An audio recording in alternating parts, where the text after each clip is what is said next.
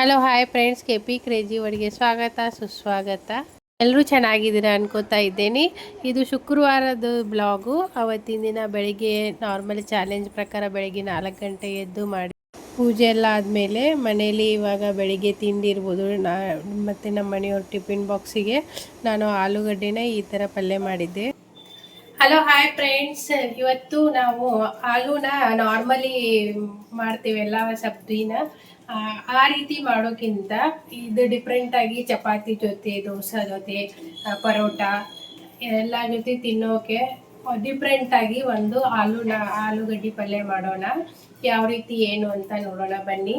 ಇದೊಂಥರ ಈಸಿಯಾಗಿದೆ, ತುಂಬ ಈಸಿಯಾಗಿದೆ, ತುಂಬ ಟೇಸ್ಟಿಯಾಗಿರುತ್ತೆ.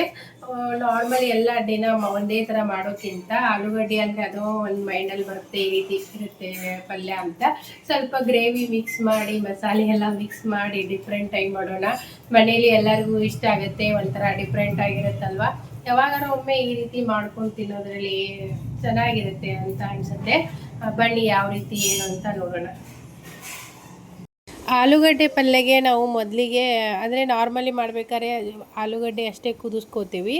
ಬಟ್ ಇವಾಗ ಸ್ವಲ್ಪ ಗ್ರೇವಿ ಟೈಪು ಡಿಫ್ರೆಂಟಾಗಿ ಮಾಡಬೇಕಂತ ನಾನು ಈಗ ಆಲೂಗಡ್ಡೆನ ಕುದಿಸ್ಕೋತಿದ್ದೇನಲ್ಲ, ಅದರಲ್ಲೇ ಟೊಮೆಟೊ ಮತ್ತು ಉಳ್ಳಾಗಡ್ಡಿ ಕೂಡ ಹಾಕೋತಿದ್ದೀನಿ. ಅದರಲ್ಲಿ ಸ್ವಲ್ಪ ಮಸಾಲೆಗೋಸ್ಕರ ಪಲಾವ್ ಎಲೆ ಮತ್ತು ಚಕ್ಕೆ ಅದನ್ನು ಕೂಡ ಹಾಕ್ಕೊಂಡು ಈಗ ವಿಸಿಲ್ ಮಾಡ್ಕೋಬೇಕು. ಅಂದರೆ ನಾರ್ಮಲಿ ಆಲೂಗಡ್ಡೆನ ಕುದಿಸ್ಕೋತೀವಲ್ಲ, ಅದೇ ರೀತಿ ಒಂದು 3ರಿಂದ 4 ವಿಸಿಲ್ ಮಾಡ್ಕೋಬೇಕು. ಅಂದರೆ ಸರಿಯಾಗಿ ಕುದ್ದಿರುತ್ತೆ. ಇದರಲ್ಲೇ ಎಲ್ಲ ಹಾಕ್ಕೊಂಡಿದ್ದೇನೆ. ಇವಾಗ ಈರುಳ್ಳಿ ಆಯಿತು, ಟೊಮೆಟೊ ಆಯಿತು, ಎಲ್ಲ ಒಟ್ಟಿಗೆ ಇವಾಗ ಸೀಟಿ ಮಾಡಿಸ್ಕೊತಾ ಇದ್ದೀನಿ. ಅಂದರೆ ಕುಕ್ಕರಲ್ಲೇ ಹಾಕಿ ಕುದಿಸ್ಕೊಳ್ತಾ ಇದ್ದೀನಿ. ಈ ಥರ ಮಾಡೋದ್ರಿಂದ ತುಂಬ ಚೆನ್ನಾಗಿರುತ್ತೆ. ಅಂದರೆ ಒಂಥರ ಡಿಫ್ರೆಂಟಾಗಿ ಮಸಾಲೆ ಟೈಪು. ಮತ್ತು ಚಪಾತಿ, ಬಿಸಿ ಬಿಸಿ ಚಪಾತಿ, ಪರೋಟ ಇರ್ಬೋದು, ಪೂರಿ ಜೊತೆ ಇರ್ಬೋದು, ದೋಸೆ ಜೊತೆ ತುಂಬ ಚೆನ್ನಾಗಿದೆ ಕಾಂಬಿನೇಷನ್ ಅಂತ ಹೇಳ್ಬೋದು. ನಾರ್ಮಲಿ ಮಾಡೋಕ್ಕಿಂತ ಬದಲು ಈ ರೀತಿ ಒಮ್ಮೆ ಮಾಡಿದರೆ ತುಂಬ ಚೆನ್ನಾಗಿರುತ್ತೆ. ನೀವು ಕೂಡ ಮನೇಲಿ ಟ್ರೈ ಮಾಡಿ. ತುಂಬ ಈಸಿಯಾಗೂ ಇದೆ, ಜಾಸ್ತಿ ಟೈಮು ತಗೋಲ್ಲ, ಮತ್ತು ತುಂಬ ಈಸಿಯಾಗಿ ಸುಲಭವಾಗಿ ಮನೇಲಿ ಟೇಸ್ಟಿಯಾಗಿ ತುಂಬ ಟೇಸ್ಟ್ ಚೆನ್ನಾಗಿರುತ್ತೆ. ಹೋಟೆಲ್ಗೆ ಹೋಗಿ ನಾವು ಊಟ ಎಲ್ಲ ಮಾಡ್ತೀವಲ್ಲ, ಅದೇ ರೀತಿ ಮನೇಲೇ ಸಿಂಪಲ್ಲಾಗಿ ಈ ರೀತಿ ಮಾಡಿಕೊಂಡು ತಿನ್ಕೋಬೋದು. ಇವಾಗ ಸೀಟಿ ಎಲ್ಲ ಆಗಿ ವಿಜಲ್ ಆದಮೇಲೆ ಅದನ್ನು ಸ್ವಲ್ಪ ಇವಾಗ ಟೊಮೆಟೊ ಮತ್ತು ಉಳ್ಳಾಗಡ್ಡಿ ಇರುತ್ತಲ್ಲ, ಅದನ್ನು ಸಪ್ರೇಟಾಗೆ ತೊಗೋಬೇಕು. ಮಿಕ್ಸಿ ಜಾರಲ್ಲಿ ಅದನ್ನು ಗ್ರ್ಯಾಂಡ್ ಮಾಡ್ಕೋಬೇಕು. ಅದಕ್ಕೋಸ್ಕರ ಈ ಟೊಮೆಟೊ ಮೇಲೆ ಇವಾಗ ಸಿಪ್ಪೆನ ತೆಗ್ದಿದ್ದೀನಿ. ಅದು ಕುದ್ದ ಮೇಲೆ ಸಪ್ರೇಟಾಗಿರುತ್ತಲ್ಲ, ಸಿಪ್ಪೆ ಎಲ್ಲ ತೆಗೆದು ಟೊಮೆಟೊ ಅಷ್ಟೇ ತೊಗೊಂಡಿದ್ದೀನಿ. ಮತ್ತು ಜೊತೆಗೆ ಉಳ್ಳಾಗಡ್ಡಿ, ಈರುಳ್ಳಿನ ಕೂಡ ತೆಗೆದುಕೊಂಡು ಅದಕ್ಕೆ ಮಿಕ್ಸಿ ಹಾಕ್ಕೊಂಡಿದ್ದೀನಿ. ಅದಕ್ಕೆ ಸ್ವಲ್ಪ ಇವಾಗ ಮತ್ತು ಇದಕ್ಕೂ ಸ್ವಲ್ಪ ಮಸಾಲೆ ಹಾಕ್ಕೋಬೇಕು, ಟೇಸ್ಟ್ ಚೆನ್ನಾಗಿರುತ್ತೆ. ಅದಕ್ಕೋಸ್ಕರ ಇವಾಗ ಮಿಕ್ಸಿ ಗ್ರ್ಯಾಂಡ್ ಮಾಡೋಕ್ಕಿಂತ ಮೊದಲು ನಾನು ಏಲಕ್ಕಿ, ಲವಂಗ ಈ ರೀತಿ ಮಸಾಲೆನ ಇದರಲ್ಲಿ ಹಾಕ್ಕೊಂಡಿದ್ದೀನಿ. ನೀವು ಯಾವ ರೀತಿ ಅಳತೆಯಲ್ಲಿ ಹಾಕ್ಕೊಂಡಿರ್ತೀರಲ್ಲ, ಅಂದರೆ ಎಷ್ಟು ಪ್ರಮಾಣದಲ್ಲಿ ಪಲ್ಯ ಮಾಡ್ತಿರ್ತೀರಲ್ಲ, ಅದ್ರ ಮೇಲೆ ಮಸಾಲೆ ಐಟಮ್ನ ನೋಡಿ ಹಾಕ್ಕೊಳ್ಳಿ. ನಾನಿವಾಗ ನಾನಿಲ್ಲಿ ನಾರ್ಮಲಿ ಅಂದಾಜಂಗೆ ಹಾಕ್ಕೊಳ್ತಾ ಇದ್ದೀನಿ. ಸ್ವಲ್ಪ ಸೈಡಿಗೆ ಗೋಡಂಬಿನ ನೆನೆಸಿಟ್ಟಿದ್ದೆ. ನಾವು ಇನ್ನೇನು ಪಲ್ಯ ಮಾಡ್ತೀವಿ ಅಂದರೆ ಮೊದಲು ಒಂದು 10ರಿಂದ 15 ನಿಮಿಷ, ಒಂದು ಹಾಫ್ ಆ್ಯನ್ ಅವರ್ ನೆನೆದ್ರೂ ಕೂಡ ಚೆನ್ನಾಗಿರುತ್ತೆ. 1 ಅವರ್, ಹಾಫ್ ಆ್ಯನ್ ಅವರು ಸೈಡಿಗೆ ನೆನೆಸಿಟ್ಕೊಂಡಿದ್ದೆ. ಇದರಿಂದ ಗ್ರೇವಿ ತಿಕ್ನೆಸ್, ಬೆಳ್ಳುಳ್ಳಿ ಮತ್ತು ಶುಂಠಿ ಇದರಲ್ಲಿ ಹಾಕ್ಕೊಂಡು ಮಿಕ್ಸಿ ಮಾಡ್ಕೋಬೋದು. ಇಲ್ಲ ಶುಂಠಿ ಬೆಳ್ಳುಳ್ಳಿ ಪೇಸ್ಟು ಕೂಡ ಹಾಕ್ಕೋಬೋದು. ನಿಮಗೆ ಇದರಲ್ಲೇ ಹಾಕ್ಕೊಂಡು ರುಬ್ತೀವಿ ಅಂದರೆ ಹಾಕ್ಕೋಬೋದು. ಸ್ವಲ್ಪ ಫ್ಲೇವರಿಗೋಸ್ಕರ ನಾನು ಪುದೀನಾನ ಹಾಕ್ಕೊಳ್ತಾ ಇದ್ದೀನಿ, ಫ್ಲೇವರ್ ಚೆನ್ನಾಗಿ ಬರುತ್ತೆ ಅಂತ. ಈಗ ಅದೆಲ್ಲ ಸೇರಿಸಿ ಮಿಕ್ಸಿ ಮಾಡ್ಕೊಂಡು ಇಟ್ಕೊಂಡೆ. ಇವಾಗ ಸೈಡಿಗೆ ಒಂದು ಪಾತ್ರೆಯಲ್ಲಿ ಸ್ವಲ್ಪ ಬಟರ್ನ ತೊಗೊಂಡು ಆಯಿಲ್, ಇಲ್ಲ ನೀವು ತುಪ್ಪ ಇದ್ದರೆ ತುಪ್ಪನೂ ಹಾಕ್ಕೋಬೋದು, ಇಲ್ಲ ಆಯಿಲ್ ಆದರೂ ಹಾಕ್ಕೋಬೋದು. ನಾನು ಬಟರ್ ಇತ್ತು, ಬಟರ್ ಸ್ವಲ್ಪ ಹಾಕ್ಕೊಂಡು ಒಗ್ಗರಣೆಗೆ ಬಟರ್ ಹಾಕ್ಕೊಳ್ತಾ ಇದ್ದೆ. ಟೇಸ್ಟ್ ತುಂಬ ಚೆನ್ನಾಗಿ ಬರುತ್ತೆ. ನಾರ್ಮಲಿ ಅಂದರೆ ಇವಾಗ ಆಲೂಗಡ್ಡೆ ಅಂದ್ಬಿಟ್ಲೆ ಎಲ್ಲರಿಗೆ ಹೆಂಗಿರುತ್ತೆ, ಕುದಿಸಿ ಹಂಗೆ ಒಗ್ಗರಣೆ ಹಾಕಿರೋದು, ಅದೇ ಆಲೂಗಡ್ಡೆ ಪಲ್ಯ ಅಂದರೆ ಅದೇ ರೀತಿ ಅನ್ಕೋತಾರೆ. ಬಟ್ ಯಾವಾಗಾದ್ರೂ ಈ ರೀತಿ ಡಿಫ್ರೆಂಟಾಗಿ ಮಾಡೋದ್ರಿಂದ ತಿನ್ನೋರಿಗೂ ಒಂಥರ ಟೇಸ್ಟ್ ಚೇಂಜ್ ಇರುತ್ತೆ, ನಮಗೂ ಮಾಡೋಕ್ಕೂ ಮನಸ್ಸು ಬರುತ್ತೆ ಬೇರೆ ಥರ ಟ್ರೈ ಮಾಡೋಕ್ಕೆ. ನೀವು ಖಂಡಿತ ಒಮ್ಮೆ ಮನೇಲಿ ಟ್ರೈ ಮಾಡಿ. ತುಂಬ ಈಸಿ ಇದೆ, ಮನೇಲೇ ಇರುವಂಥ ಎಲ್ಲ ವಸ್ತುಗಳನ್ನು ಉಪಯೋಗಿಸಿ ಮಾಡುವಂಥದ್ದು. ಟೇಸ್ಟ್ ಮಾತ್ರ ಸೂಪರಾಗಿದೆ ಅಂತ ಹೇಳ್ಬೋದು, ಹೋಟೆಲ್ ಸ್ಟೈಲೇ ಇತ್ತು. ಈಗ ಒಗ್ಗರಣೆಗೆ ಸಾಸಿವೆ, ಜೀರಿಗೆ ಇವೆಲ್ಲ ಹಾಕ್ಕೊಳ್ತಾ ಇದ್ದೆ ನಾನು. ಮಸಾಲೆ ಅನ್ಕೋರು ಗ್ರ್ಯಾಂಡರು ಅಂದರೆ ಮಿಕ್ಸಿ ಗ್ರ್ಯಾಂಡ್ ಮಾಡಬೇಕಾದ್ರೂ ಹಾಕ್ಕೊಂಡಿದ್ದೀನಿ. ಮತ್ತು ಕುದಿಸ್ಕೋಬೇಕಾದ್ರೂ ಸ್ವಲ್ಪ ಹಾಕ್ಕೊಂಡಿದ್ದೆ ಪಲಾವ್ ಎಲೆ ಎಲ್ಲ. ಈಗ ಒಗ್ಗರಣೆಗೂ ಸ್ವಲ್ಪ ಒಂದು ಪಲಾವ್ ಎಲೆ ಹಾಕ್ಕೊಂಡು ಇವಾಗ ಮಿಕ್ಸಿ ಮಾಡಿಟ್ಕೊಂಡಿದ್ವೆಲ್ಲ ಗ್ರೇವಿನ ಹಾಕ್ಕೊಳ್ತಾ ಇದ್ದೀನಿ. ಬೇಕಂದರೆ ಇಲ್ಲಿ ಸಣ್ಣ ಈರುಳ್ಳಿನೂ ಕಟ್ ಮಾಡಿ ಹಾಕ್ಕೋಬೋದು. ನಾನು ಇವಾಗ ಅಂದರೆ ಮಿಕ್ಸಿಲಿ ಈರುಳ್ಳಿನೂ ಕೂಡ ಗ್ರ್ಯಾಂಡ್ ಮಾಡ್ಕೊಂಡಿದ್ನಲ್ಲ, ಹಾಗಾಗಿ ಅದನ್ನು ಈರುಳ್ಳಿ ಏನು ಹಾಕ್ಕೊಂಡಿಲ್ಲ, ಡೈರೆಕ್ಟಾಗಿ ನಾನು ಗ್ರೇವಿನೇ ಹಾಕ್ಕೊಂಡಿದ್ದೀನಿ. ನಿಮಗೆ ಬೇಕು ಅಂದರೆ ಒಂದು ಸಣ್ಣ ಈರುಳ್ಳಿನ ಕಟ್ ಮಾಡಿ ಕೂಡ ಒಗ್ಗರಣೆಯಲ್ಲಿ ಹಾಕ್ಕೋಬೋದು. ನಾನು ಹಾಕ್ಕೊಂಡಿಲ್ಲ. ಈ ರೀತಿ ಪೂರ ಸ್ವಲ್ಪ ನಾವು ಮಿಕ್ಸಿ ಮಾಡಿಕೊಂಡಿರುವಂಥ ಗ್ರೇವಿ ಅದು ಚೆನ್ನಾಗಿ ಫ್ರೈ ಆಗಿ ಅಂದರೆ ಎಣ್ಣೆಯಲ್ಲಿ ಮಿಕ್ಸ್ ಮಾಡಿ ಸ್ವಲ್ಪ ಚೆನ್ನಾಗಿ ಕುದ್ದು ಅದು ಹಸಿ ಸ್ಮೆಲ್ಲೆಲ್ಲ ಹೋಗಿ ಮೇಲ್ಗಡೆ ಎಣ್ಣೆ ಬಿಟ್ಕೊಂಡ್ರೆ ಚೆನ್ನಾಗಿರುತ್ತೆ. ಅಲ್ಲಿ ಮಟ್ಟ ಸ್ವಲ್ಪ ಕುದಿಸ್ಕೋಬೇಕು. ಈಗ ಅರಿಶಿನ, ಗರಂ ಮಸಾಲ ಮತ್ತು ಧನಿಯಾ ಪೌಡ್ರ್ ಮಸಾಲ ಇದೆಲ್ಲ ಹಾಕ್ಕೊಳ್ತಾ ಇದ್ದೆ. ನಿಮ್ಮ ಹತ್ರ ಕಿಚನ್ ಕಿಂಗ್ ಮಸಾಲ ಅಥವಾ ಸಬ್ಜಿ ಮಸಾಲ ಇದ್ದರೂ ಕೂಡ ಹಾಕ್ಕೋಬೋದು, ಇಲ್ಲ ಮ್ಯಾಜಿಕ್ ಮಸಾಲಾನು ಕೂಡ ಹಾಕ್ಕೋಬೋದು. ನಾನಿಲ್ಲಿ ಪುದೀನ ಸ್ವಲ್ಪ ಫ್ಲೇವರ್ಗೆ ಹಾಕ್ಕೊಂಡಿದ್ದೇನೆ. ಧನಿಯಾ ಪೌಡ್ರು ಮತ್ತು ಗರಂ ಮಸಾಲ ಹಾಕ್ಕೊಂಡು ಚೆನ್ನಾಗಿ ಸ್ವಲ್ಪ ಮಿಕ್ಸ್ ಮಾಡಿಕೊಂಡು ಚೆನ್ನಾಗಿ ಕುದಿಯೋದಕ್ಕೆ ಬಿಟ್ಟಿದ್ದೀನಿ. ಕುದ್ದ ಮೇಲೆ ನೋಡಿ ಕಲರ್ ಚೇಂಜ್ ಆಗಿದೆ. ಈ ರೀತಿ ಕಲರ್ ಚೇಂಜ್ ಆಗಿ ಆಯಿಲ್ ಮೇಲೆ ಬಿಟ್ಕೊಂಡು ಅಂದಮೇಲೆ ಉಪ್ಪು ಖಾರ ಎಲ್ಲ ಹಾಕ್ಕೊಂಡು ಸ್ವಲ್ಪ ಸ್ವೀಟಿಗೆ ಸ್ವಲ್ಪ ಸಕ್ಕರೆ ಹಾಕ್ಕೊಂಡಿದ್ದೀನಿ. ಉಪ್ಪು ಸ್ವಲ್ಪ ನೋಡಿ ಸ್ವಲ್ಪ ಕಡಿಮೆ ಅನ್ನಿಸ್ತು, ಅದಕ್ಕೆ ಇನ್ನೂ ಸ್ವಲ್ಪ ಉಪ್ಪು ಹಾಕ್ಕೋತಾ ಇದ್ದೀನಿ. ಇಲ್ಲಿ ನಾರ್ಮಲಿ ಒಣ ಖಾರ ಪುಡಿನೇ ಹಾಕ್ಕೊಂಡಿದ್ದೀನಿ. ಇದು ಪಲ್ಯ ನೀವು ಗ್ರೀನ್ ಕಲರ್ ಮಾಡ್ಕೋಬೇಕಂದ್ರೆ ನಾವು ಕುಕ್ಕರ್ ಇಡ್ತೇವಲ್ಲ, ಆವಾಗ ಪಾಲಕ್ನ ಸ್ವಲ್ಪ ಅದ್ರ ಜೊತೆ ಕುದಿಯೋಕೆ, ಅಂದರೆ ಈಗ ಆಲೂಗಡ್ಡೆ ಎಲ್ಲ ನಾವು ಕುದಿಯೋಕೆ ಇಟ್ಟಿದ್ವಲ್ಲ, ಅದ್ರ ಜೊತೆ ಪಾಲಕ್ನು ಕೂಡ ಕುದಿಯೋಕ್ಕಿಟ್ಟು ಅದನ್ನು ಮಿಕ್ಸಿ ಮಾಡಿಕೊಂಡ್ರೆ ಗ್ರೀನ್ ಕಲರ್ ಆಗುತ್ತೆ. ಹಸಿಮೆಣ್ಸಿನ್ಕಾಯಿ ಒಂದು ಹಾಕ್ಕೋಬೇಕು. ಕುಕ್ಕರಲ್ಲಿ ವಿಜಲ್ ಮಾಡಬೇಕಾದ್ರೆ ಕಲರ್ ಗ್ರೀನ್ ಕಲರ್ ಬರುತ್ತೆ. ನಾನಿವಾಗ ರೆಡ್ ಕಲರ್ ಮಾಡ್ತಾ ಇರೋದು. ಈಗ ಕಲರ್ ಚೇಂಜ್ ಬೇಕಂದರೆ ನಾವು ಈ ರೀತಿ ಮಾಡ್ಕೋಬೋದು. ಈಗೆಲ್ಲ ಹಾಕ್ಕೊಂಡು ಉಪ್ಪು ಖಾರ ಅದೆಲ್ಲ ಹಾಕ್ಕೊಂಡು ಟೇಸ್ಟ್ ನೋಡಿ ಇವಾಗ ಒಂದು ಸೈಡಿಗೆ ಆಲೂಗಡ್ಡೆನೆಲ್ಲ ಕುದ್ದಿದ್ವಲ್ಲ ಅವನ್ನ ಸಿಪ್ಪೆನ ತೆಗೆದು ಇಟ್ಕೊಂಡಿದ್ದೆ.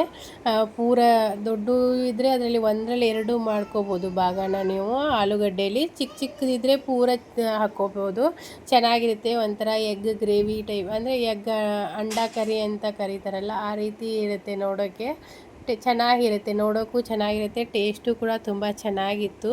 ಬಿಸಿ ಬಿಸಿ ಚಪಾತಿ ಜೊತೆ ಬಿಸಿ ಬಿಸಿದು ಪಲ್ಯ ಹಚ್ಕೊಂಡು ತಿಂದುಬಿಟ್ರೆ ತುಂಬ ಚೆನ್ನಾಗಿತ್ತು.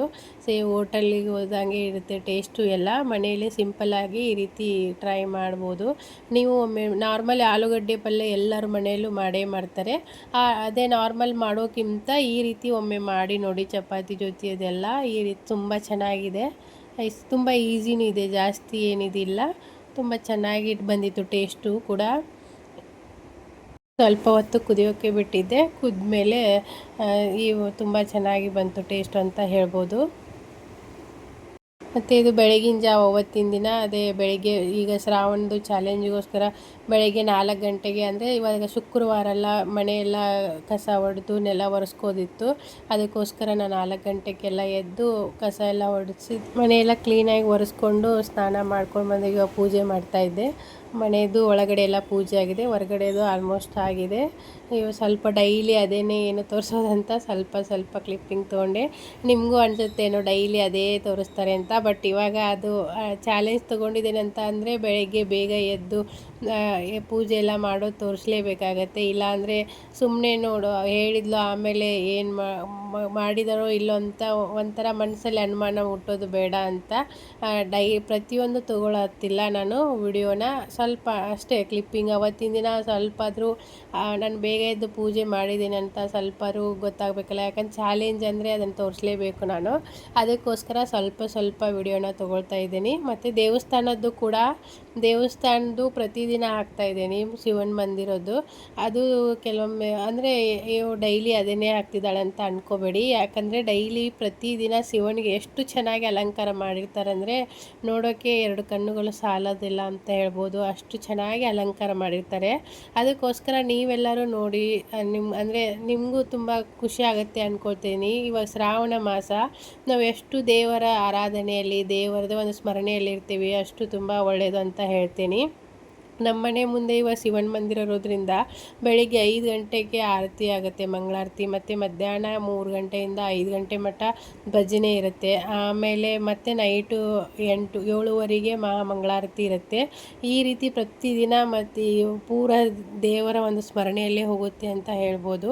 ಅದೇ ರೀತಿ ಮತ್ತು ಶಿವನಿಗೂ ಕೂಡ ಪ್ರತಿದಿನ ಬೇರೆ ಬೇರೆ ಅಲಂಕಾರ. ಇವಾಗ ಶ್ರಾವಣದಲ್ಲಿ ಪ್ರತಿದಿನ ಒಂದೊಂದು ಥರ ವಿಶೇಷ ಇರೋದ್ರಿಂದ ಅದೇ ರೀತಿ ಶಿವನಿಗೆ ಅಲಂಕಾರ ಮಾಡ್ತಾರೆ. ಅದನ್ನು ನೋಡೋದಕ್ಕೆ ಅನ್ಕರು ತುಂಬ ಖುಷಿ ಆಗುತ್ತೆ. ಅದಕ್ಕೋಸ್ಕರ ಎಲ್ಲರಿಗೂ ನೋಡಲಿ, ಎಲ್ರಿಗೂ ಶಿವನ ಆಶೀರ್ವಾದಕ್ಕೆ ಪಾತ್ರರಾಗಲಿ ಅನ್ನೋ ಉದ್ದೇಶಕ್ಕೆ ನಾನು ಶಿವನದು ಡೈಲಿ ವಿಡಿಯೋನ ಹಾಕ್ತಾ ಇರ್ತೇನೆ. ತುಂಬ ಚೆನ್ನಾಗಿರುತ್ತೆ. ಪ್ರತಿದಿನವೂ ಒಂದೊಂದು ಥರ ಬೇರೆ ಬೇರೆದು ನೋಡಿ. ಇವತ್ತು ಶುಕ್ರವಾರ ದಿನ ದೇವಿದು ಇಲ್ಲಿ ಇವತ್ತು ಶುಕ್ರವಾರ ಜೀವಂತಿಕ ವ್ರತ ಅಂತ ಎಲ್ಲರೂ ಆಚರಣೆ ಮಾಡ್ತಾರೆ. ಅವತ್ತಿನ ಎಲ್ಲ ದಿನ ಎಲ್ಲರೂ ರೆಡ್ ಕಲರ್ದು ಸಾರಿಯನ್ನು ಹಾಕ್ಕೋತಾರೆ. ಅವತ್ತಿನ ದಿನ ಉಪವಾಸ ಇದ್ದು ಪ್ರತಿಯೊಂದು ತಾಯಿಯು ತನ್ನ ಮಕ್ಕಳ ಆರೋಗ್ಯ ಆಯುಷ್ಗೋಸ್ಕರ ಮಾಡುವಂಥ ವ್ರತ ಅಂತ ಇದು. ಪ್ರತಿ ಶುಕ್ರವಾರ ಶುಕ್ರಗೌರಮ್ಮನ ಪೂಜೆ ಅಂತ ಮಾಡ್ತೀವಲ್ಲ, ಆ ಕಥೆಗೂ ಈ ಬುಕ್ಕಲ್ಲಿರುವ ಕತೆ ಸೇಮ್ ಇತ್ತು. ಆದರೆ ಇವರು 1 ಡೇ ಅಷ್ಟೇ ಮಾಡ್ತಾರೆ. ಅವತ್ತಿಂದ ಎಲ್ಲ ರೆಡ್ ಕಾರ್ಬೆ ಹಾಕ್ಕೊಂಡು, ಅಂದರೆ ರೆಡ್ ಕಲರೇ ಇರುತ್ತೆ, ಈ ರೀತಿ ಮನೆಯಲ್ಲಿ ಪೂಜೆ ಮಾಡಿ ಮಕ್ಕಳಿಗೋಸ್ಕರ ಒಂದು ಎಲ್ಲ ತಾಯಂದಿರು ಅಂದರೆ ಪ್ರತಿಯೊಬ್ಬರು ಹೆಣ್ಮಕ್ಳು ಇಲ್ಲಿ ಆಲ್ಮೋಸ್ಟ್ ಮಾಡ್ತಾರೆ. 2ನೇ ಶುಕ್ರವಾರ ನಾವು ವರಮಹಾಲಕ್ಷ್ಮಿ ಹಬ್ಬವನ್ನು ಮಾಡ್ತೀವಲ್ಲ, ಅದೇ ರೀತಿ ಇವರು 2ನೇ ಗುರುವಾರ ಮಾಡ್ತಾರೆ.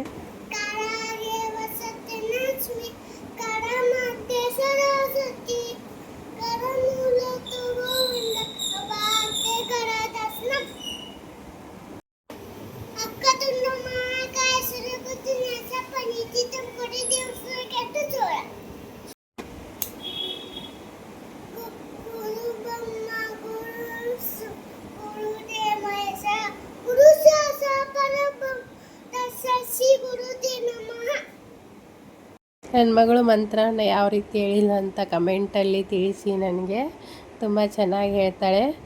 ಇನ್ನೂ ಯಾರೆಲ್ಲ ಚಾನಲ್ ಸಬ್ಸ್ಕ್ರೈಬ್ ಮಾಡ್ಕೊಂಡ್ರೆ ಪ್ಲೀಸ್ ಸಬ್ಸ್ಕ್ರೈಬ್ ಮಾಡ್ಕೊಂಡು ನೋಡಿ.